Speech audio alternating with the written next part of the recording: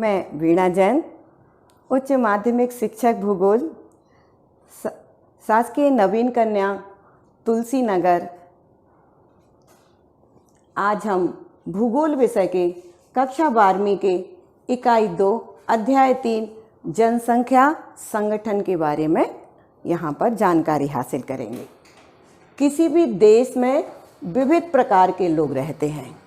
कैसे रहते हैं? विविध प्रकार के, मतलब स्त्री, पुरुष, बच्चे, युवा, मतलब अलग अलग प्रकार के लोग एक देश में रहते हैं।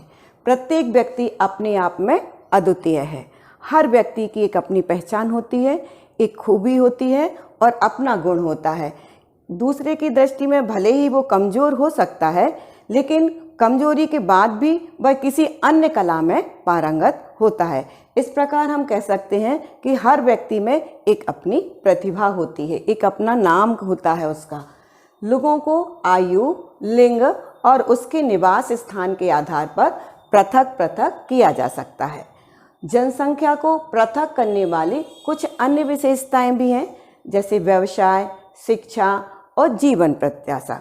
व्यवसाय से मतलब है कि जब उनका जैसे जैसे पहले छोटा व्यवसाय करते हैं तो उनका जीवन स्तर कुछ रहता है, उनका व्यवसाय और बड़ा हो जाता है तो और उनका जीवन स्तर उससे और भी ज़्यादा विकसित हो जाता है। शिक्षा के माध्यम से जितनी अधिक से अधिक वह शिक्षा प्राप्त करेगा और उसी हिसाब से उसे सर्विस हासिल हो जाएगी। जीवन प्रत्याशा, जैसे जैसे उसकी शिक्षा और व्यवसाय बढ़ता है तो उसमें एक जीने की कला भी आ जाती है। जीवन जीने का उसका एक अपना, क्योंकि उसको सारी स्वास्थ्य सुविधाएं और भोजन संबंधी उसकी सुविधाओं का अच्छे से निर्वहन हो जाता है। अब जानेंगे जो जनसंख्या संगठक है इसको किन किन माध्यम से हम जान सकते हैं। तो सबसे पहले है लिंग संगठक या लिंग संगठन। स्त्रियों और पुरुषों की संख्या किसी देश की महत्वपूर्ण जनांक की विशेषता होती है और स्त्री और पुरुष के भेद को ही हम लिंग संगठन कहते हैं। जनसंख्या में स्त्री और पुरुषों के बीच अनुपात को लिंग अनुपात कहा जाता है। ये नोट कर लो, जनसंख्या में स्त्री और पुरुष की संख्या के बीच के अनुपात को लिंग अनुपात कहा जाता है। कुछ देशों में इसे निम्न सूत्र से निकाला जाता है: पुरुष जनसंख्या बटे स्त्री जनसंख्या गुणे 1000। इसका मतलब होता है प्रति 1000 स्त्रियों पर पुरुषों की संख्या। हमेशा लिंग अनुपात को निकालने के लिए ये सूत्र लगाया जाता है, पर अपने भारत में लिंग अनुपात निकालने का सूत्र है स्त्रियों की संख्या पुरुषों की संख्या गुणे 1000। क्योंकि अपने यहाँ पुरुष प्रधान समाज है, इसलिए यहाँ स्त्रियों की संख्या में पुरुषों की संख्या में स्त्री की संख्या का भाग दिया जाता है। तो यहाँ पर जो लिंग अनुपात है अपने भारत में वह है प्रति 1000 पुरुषों पर स्त्रियों की संख्या। लिंग अनुपात किसी भी देश में स्त्रियों की स्थिति के संबंध में सूचना देता है। देश में स्त्रियों की दशा कैसी है ये हमें लिंग अनुपात से पता पड़ता है। ऊपर वाला लिंग अनुपात विकसित देशों का था, यूरोप, अमेरिका आदि। यहाँ पर लिंग अनुपात में यहाँ पर स्त्रियों की संख्या ज़्यादा है और पुरुषों की संख्या कम है, पर भारत में पुरुषों की संख्या ज़्यादा है और स्त्रियों की संख्या कम है। जिन प्रदेशों में लिंग भेदभाव अनियंत्रित होता है वहाँ लिंग अनुपात निश्चित रूप से स्त्रियों के प्रति प्रतिकूल होता है। जिन क्षेत्रों में स्त्री भ्रूण हत्या, स्त्री शिशु हत्या और स्त्रियों के प्रति घरेलू हिंसा की प्रथा प्रचलित है, इसका एक कारण उन क्षेत्रों की स्त्रियों की सामाजिक आर्थिक स्थिति निम्न होना है, जिसमें भारत, पाकिस्तान, बांग्लादेश ये देश जो हैं यहाँ पर स्त्रियों की संख्या कम होने का कारण ही है कि स्त्रियों के साथ थोड़ा सा घरेलू हिंसा वाला और स्त्री भ्रूण हत्या वाला पहले प्रचलन था, वर्तमान में तो कम हो गया है, तो उस कारण से था। अब आपको और भी अधिक जानकारी के लिए स्मरण होना चाहिए, जनसंख्या में अधिक स्त्रियों के होने का अर्थ यह नहीं है कि उनका स्तर बेहतर है। एक ये वाली जानकारी भी जानकारी में है कि यूरोप में अगर स्त्रियों की संख्या अधिक है और पुरुषों की संख्या ज़्यादा है तो उसका कारण ये नहीं है कि वहाँ स्त्रियों का जीवन स्तर बहुत ज़्यादा अच्छा है। वहाँ से लोग क्या हुए हैं, वहाँ के लोग दूसरी जगह चले गए हैं। वहाँ के पुरुष है ना, जैसे यूरोप से भारत आ गए, अमेरिका चले गए, ऑस्ट्रेलिया चले गए, इससे भी वहाँ पर स्त्रियों की संख्या का अनुपात अधिक हो गया है। विश्व में जनसंख्या का औसत लिंग अनुपात प्रति 100 स्त्रियों पर 102 पुरुष है। विश्व का अगर हम औसत रूप से देखें तो 100 पुरुष हैं और 100 स्त्रियां हैं और 102 पुरुष हैं। और उच्चतम लिंग अनुपात लेटेविया में दर्ज किया गया है, और जहां पर 85 पुरुष 100 स्त्रियों पर 85 पुरुष हैं। और इसके विपरीत निम्नतम लिंग अनुपात संयुक्त अरब अमीरात में दर्ज किया गया है, जहां पर 100 स्त्रियों पर 311 पुरुष हैं। लिंग अनुपात के विश्व प्रारूप में विश्व के विकसित प्रदेशों में कोई अलग अंतर नहीं दिखाई पड़ता है। संयुक्त राष्ट्र संघ के सूचीबद्ध देशों में 139 देशों में लिंग अनुपात स्त्रियों के लिए अनुकूल है। नोट कर लीजिए, 139 देशों में स्त्री अनुपात अनुकूल है, जबकि शेष 72 देशों में लिंग अनुपात प्रतिकूल है। तो जो 72 देश हैं वो किस तरह के हैं, किस तरह के होना चाहिए? वो हैं प्रति 100 स्त्रियों पर 311 पुरुष वाले, और जो है वह है 85 पुरुष 100 स्त्रियों पर 85 पुरुष वाले। सामान्यतः एशिया में लिंग अनुपात निम्नतम है। क्यों है निम्नतम? क्योंकि यहाँ स्त्रियों की दशा उतनी अच्छी नहीं है। वह देश हैं चीन, भारत, सऊदी अरब, पाकिस्तान, अफगानिस्तान देशों में लिंग अनुपात भी निम्न है। अब दूसरी ओर रूस, यूरोप के एक बड़े भाग में पुरुष अल्पसंख्या में है, तो यूरोप के अनेक देशों में पुरुष की कमी है। यहाँ स्त्रियों की बेहतर स्थिति है। भूतकाल में विश्व के विभिन्न भागों में अत्यधिक पुरुष का उत्प्रवास इसका कारण है। उत्प्रवास यानी दूसरे देश में चले जाना।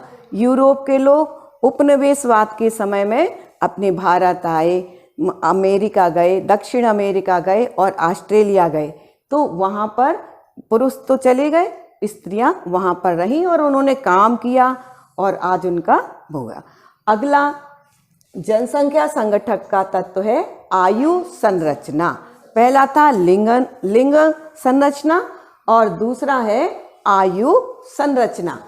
आयु संरचना विभिन्न आयु वर्ग के लोगों की संख्या को दर्शाता है या प्रदर्शित करता है। जनसंख्या संगठन का यह महत्वपूर्ण सूचक है।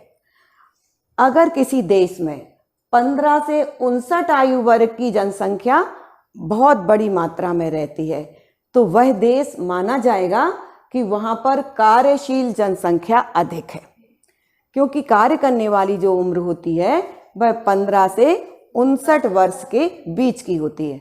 अगर किसी देश में 60 वर्ष से अधिक जनसंख्या वाले लोग हैं, तो वहाँ पर प्रदर्शित होगा कि वृद्धों की संख्या ज़्यादा है और उस देश को स्वास्थ्य संबंधी सेवाओं पर अधिक खर्च करना पड़ेगा। आयु संरचना से हम देश को किस क्षेत्र में ज़्यादा खर्च करना है उस बात का पता लगाया जा सकता है। तो भारत में 15 से 59 वर्ष के लोग ज़्यादा हैं, तो अपना भारत भविष्य में या वर्तमान में धीरे धीरे विकास को प्राप्त हो रहा है। यहाँ पर उद्योग धंधे, कारखाने या रोजगार के साधन ज़्यादा कराने की आवश्यकता है। और जापान आदि में देखा जाए, वहाँ पर 60 वर्ष से अधिक लोगों की आयु वाले लोग ज़्यादा हैं, तो वहाँ पर अब वहाँ की सरकार को स्वास्थ्य आदि सेवाओं पर ज़्यादा खर्च करने की आवश्यकता है। अब लिंग अनुपात का पिरामिड के माध्यम से समझेंगे कि जनसंख्या की आयु लिंग संरचना से अभिप्राय विभिन्न आयु वर्गों में स्त्री और पुरुषों की संख्या है। जनसंख्या पिरामिड का प्रयोग जनसंख्या की आयु लिंग संरचना को दर्शाने के लिए किया जाता है। आपके में आएगा कि पिरामिड का प्रयोग किसके लिए किया जाता है, तो आप लिखेंगे कि पिरामिड का प्रयोग आयु और लिंग संरचना को दर्शाने के लिए किया जाता है।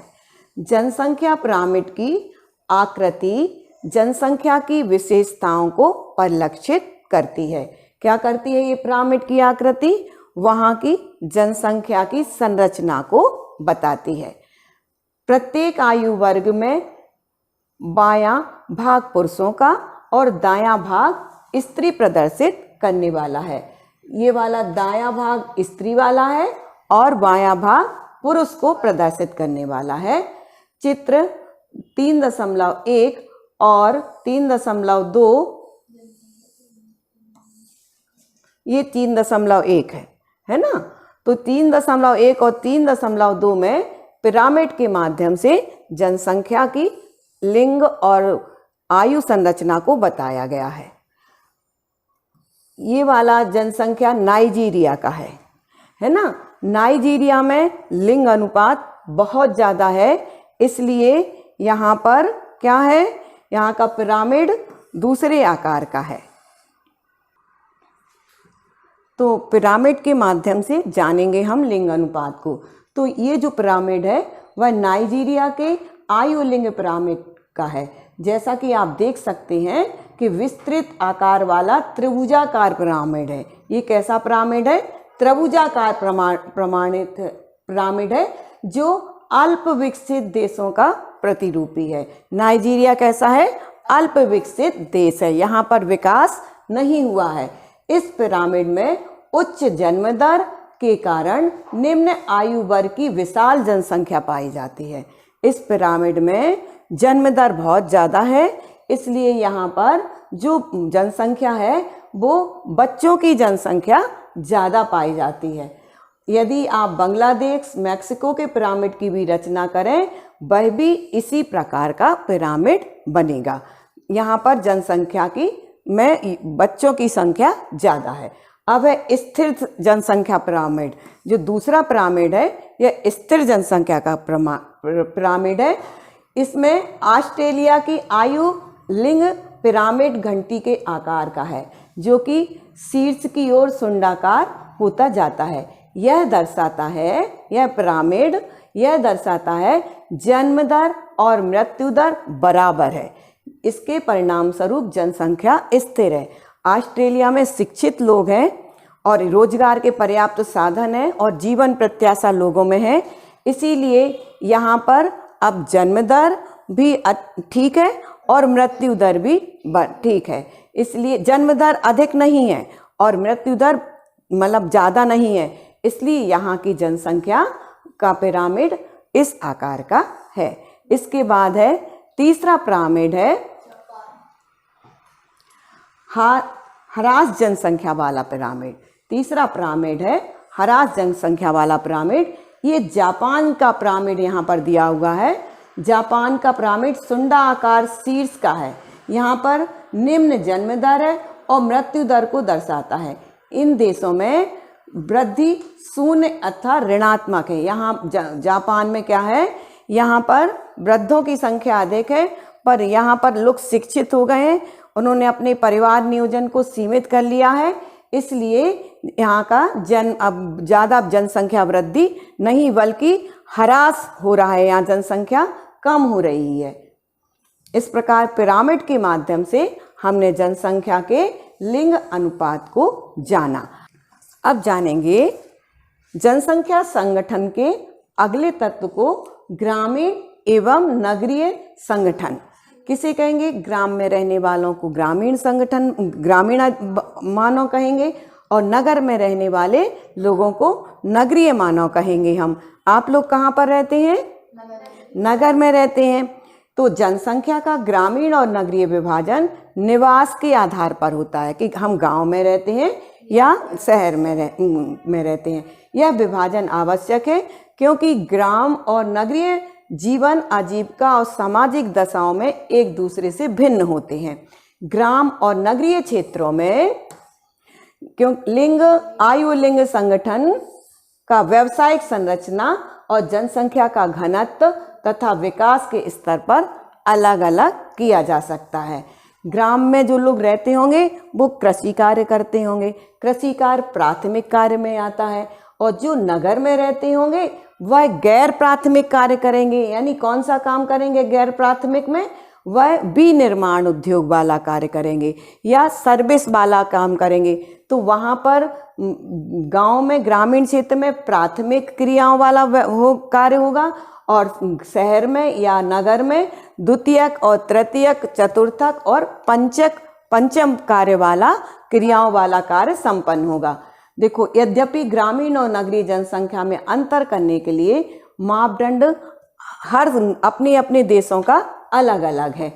सामान्य रूप से ग्रामीण क्षेत्र में वे होते हैं जिनमें लोग प्राथमिक क्रियाओं में संलग्न होते हैं, यानी खेती आदि कार्य करने में, खनन आदि कार्य करने में या पशुपालन कार्य करने में संलग्न होते हैं, जिसमें अधिकांश लोग और जो कि चित्र 0.34 में चुने हुए देशों की ग्रामीण नगरीय लिंग संगठन को दर्शाता है। चित्र भी आगे आएगा। और कनाडा, फिनलैंड जैसे पश्चिमी यूरोपीय देशों में ग्रामीण और नगरीय लिंग अनुपात में अंतर है। और अफ्रीकी, एशियाई देश और जिम्बाब्वे, नेपाल ग्रामीण और नगरीय लिंग अनुपात में विपरीत है। पश्चिमी देशों में ग्रामीण क्षेत्रों में स्त्रियों की अपेक्षा पुरुषों की संख्या अधिक है, जबकि नगरीय क्षेत्रों में स्त्रियों की संख्या पुरुषों से अधिक है।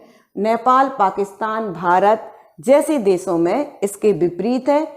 नगरीय क्षेत्रों में रोजगार के अवसर अधिक होने के कारण और ग्रामीण क्षेत्रों में महिलाओं के आगमन के परिणाम स्वरूप क्या है, मतलब अपने भारत में ग्रामीण क्षेत्र में महिलाएं ज़्यादा रहती हैं और नगरीय क्षेत्र में पुरुष ज़्यादा रहते हैं, क्योंकि वह रोजगार के कारण यहाँ पर आते हैं। यूरोप, कनाडा और संयुक्त राज्य अमेरिका के नगरीय क्षेत्रों में महिलाएं अधिक हैं और कृषि भी इन विकसित देशों में अत्यधिक मशीनीकृत है और यह लाभ पुरुष प्रधान व्यवसाय है। अपने यहाँ कृषि कार्य भारत में स्त्रियां करती हैं क्योंकि उतना मशीनीकृत नहीं है, और विकसित देशों में संयुक्त राज्य अमेरिका आदि में वहाँ पर मशीनीकृत कृषि कार्य किया जाता है, इसीलिए वहाँ पुरुष लोग करते हैं। उल्लेखनीय है कि भारत जैसे देशों में ग्रामीण क्षेत्रों में कृषि कार्यों में महिलाओं की सहभागिता काफ़ी ऊंची है। नगरों में आवास में कमी, रहन सहन की उच्च लागत, रोजगार के अवसर की कमी, सुरक्षा की कमी महिलाओं के गांव से नगरीय क्षेत्रों में प्रवास को रोकता है। कहाँ पर? भारत में। अब है जनसंख्या संगठन को समझने का अगला तत्व साक्षरता। किसी भी देश में साक्षरता जनसंख्या का अनुपात उसके सामाजिक आर्थिक विकास का सूचक होगा, क्योंकि हम शिक्षित होंगे तो हम अपने जीवन स्तर को अच्छा बना पाएंगे, और शिक्षित नहीं होंगे तो हम अपने जीवन स्तर को उतना अच्छा नहीं बना पाएंगे, क्योंकि आधुनिक चीज़ों का उपयोग और सही संतुलित चीज़ों का उपयोग करना हमें शिक्षा के माध्यम से ही आता है। जब हमें ज्ञान होगा तभी तो हम कर पाएंगे। आज हम तुम्हें स्मार्ट क्लास में पढ़ा रहे हैं, किस माध्यम से पढ़ा रहे हैं? शिक्षा के माध्यम से हमने स्मार्ट क्लास को चलाना सीखा, तो इस कारण आप लोग आज स्मार्ट क्लास के माध्यम से पढ़ रहे हो, क्योंकि इससे रहन सहन के स्तर, महिलाओं की सामाजिक स्थिति, शैक्षणिक सुविधाओं की उपलब्धता से अगर हम शिक्षित हो जाएंगे तो हम कुछ ना कुछ रोजगार भी प्राप्त कर लेंगे। सरकार की नीतियों का पता चलता है। आर्थिक विकास का स्तर साक्षरता के कारण एवं परिणाम दोनों ही हैं।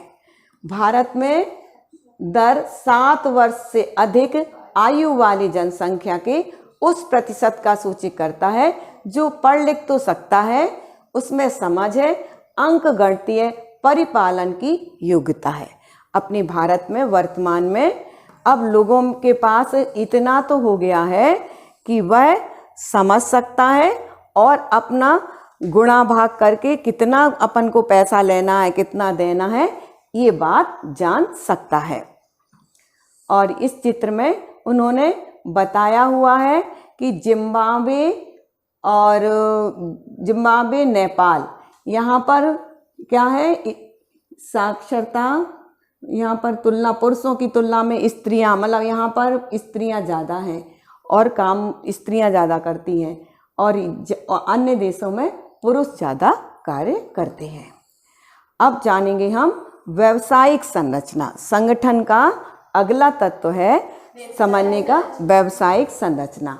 कार्यशील जनसंख्या 15 से 59 आयु वर्ग में स्त्री और पुरुष कृषि, वानिकी, मत्स्य, विनिर्माण, निर्माण, व्यावसायिक परिवहन, सेवाओं, संचार, अन्य अवर्गीकृत सेवाओं जैसे व्यवसायों में भाग लेते हैं। ये सेवाएं जैसे प्राथमिक कृषि, वानिकी, मत्स्य, ये 3 प्राथमिक क्रियाएं हैं, प्राथमिक व्यवसाय हैं। विनिर्माण द्वितीयक व्यवसाय है और व्यावसायिक परिवहन आदि और सेवाएं तृतीयक व्यवसाय है। संचार चतुर्थक व्यवसाय है, और इससे आगे भी जो अवर्गीकृत मतलब खोज, अनुसंधान है और विशेष प्रकार की योजनाएं बनाना है, वो पंचम क्रिया व्यवसाय है। इन व्यवसायों से किसी देश की आर्थिक स्थिति का पता चलता है। कृषि, वानिकी, मत्स्य, खनन को प्राथमिक क्रियाएं, विनिर्माण को द्वितीयक, व्यापार, परिवहन, संचार या अन्य सेवाओं को तृतीयक क्रिया, अनुसंधान, सूचना प्रौद्योगिकी और वैचारिक विकास से जुड़े कार्यों को चतुर्थक क्रिया कहते हैं के रूप में वर्गीकृत किया जाता है। इन 4 खंडों में कार्यशील जनसंख्या का अनुपात किसी राष्ट्र के आर्थिक विकास के स्तर का एक अच्छा सूचक है, और बच्चे इन क्रियाओं से समझा जाता है कि किसी देश में किस वर्ग के लोग ज़्यादा हैं।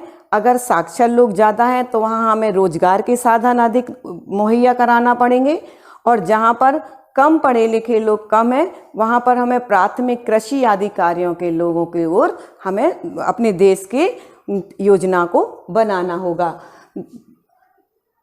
इसका कारण यह है कि केवल उद्योग और अवसंरचना से युक्त एक विकसित अर्थव्यवस्था ही द्वितीय, तृतीयक और चतुर्थक सेक्टर में अधिक कर्मियों को समायोजित कर सकती है। यदि अर्थव्यवस्था अभी भी आदिमकालीन यानी प्राचीन अवस्था में है, तब प्राथमिक क्रियाओं में संलग्न लोगों का अनुपात अधिक होगा, क्योंकि इससे मात्र प्राकृतिक संसाधनों का ही दोहन होता है। तो अभी आपने जनसंख्या संगठन को जाना। विश्व के वह संगठन हमने लिंग संगठन के माध्यम से, आयु संरचना के माध्यम से, साक्षरता के माध्यम से, व्यावसायिक संरचना के माध्यम से उस चीज़ को समझा, और इसी के माध्यम से हम अपने देश का विकास कर सकते हैं और योजनाओं का क्रियान्वयन कर सकते हैं। तो हमारा अध्याय 3 यहाँ पर समाप्त होता है।